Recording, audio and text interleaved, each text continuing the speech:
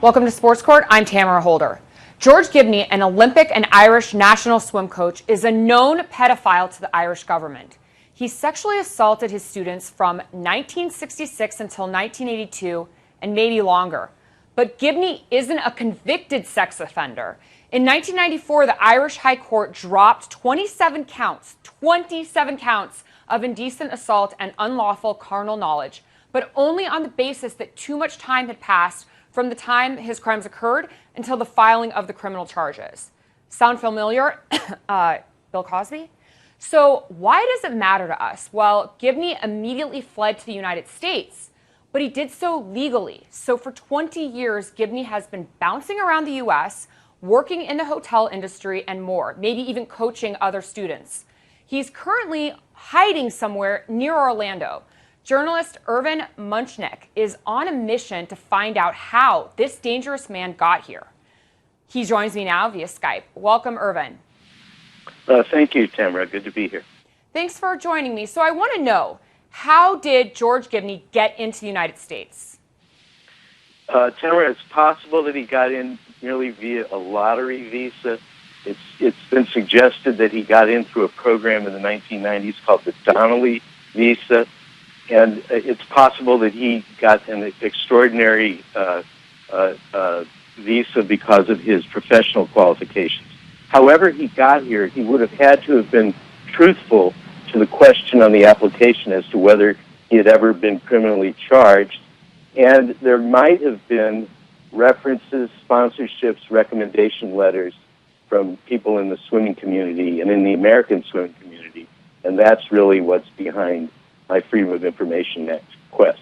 So I want to get into that because you're saying words like it's possible or there might have been this that occurred, which goes to the point that you have filed a Freedom of Information Act request, which citizens can do, and it's with the Department of Homeland Security because you want to know answers instead of just possible this and possible that.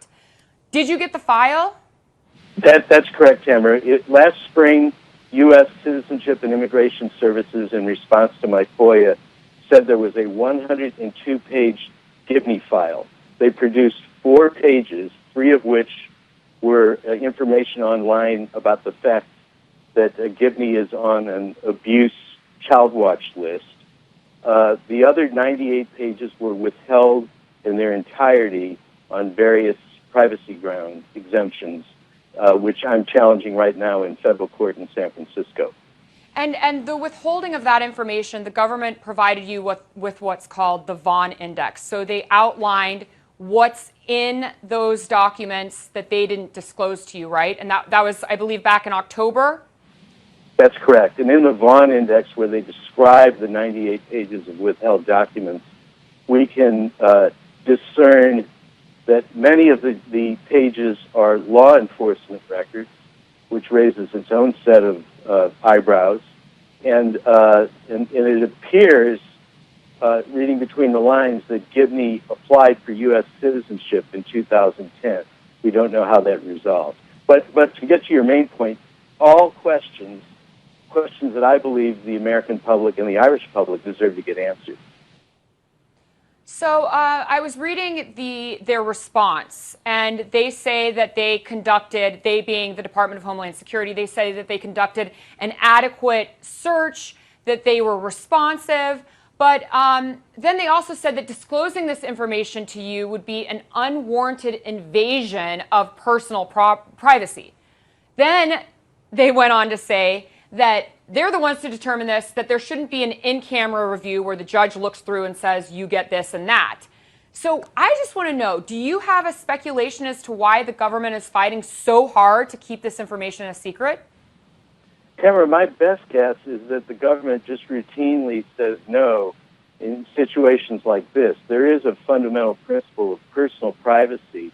If I were applying for my own government file, it would be one thing, but a third party raises difficult questions. But there are no absolutes in this. There's also a public interest standard, and what my excellent attorney, Roy Gaudet, will be arguing on February 12th before Judge Breyer in San Francisco, is that there is a compelling public interest in at least some of this material being disclosed about how Gibney got here and what the background was of his application for a visa and perhaps citizenship.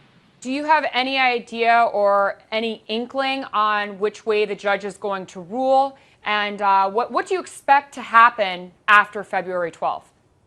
Well, what I expect, or what I certainly hope, is that Judge Breyer, either after inspecting the file himself in camera, and it's not excessively burdensome, it's just 100 pages, that he will come to some place in the middle. I mean, there is a position between releasing nothing to me and releasing everything to me, and there is a tool called redactions where innocent parties' names can be blacked out, and still the essence and the substance of the narrative of George Gibney can still be told to the public. That's my hope and my expectation.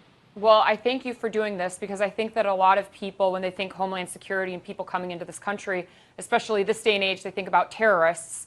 But we also have people like Mr. Gibney who are a threat to public safety and have ruined lives. We know about all of these victims who are suffering, families and lives, and it's just terrible. So thank you so much, and we hope to have you back on the 12th or thereafter to talk about what next. Thank you very much, Tamara. Thank you all for joining me. Sports Court is adjourned.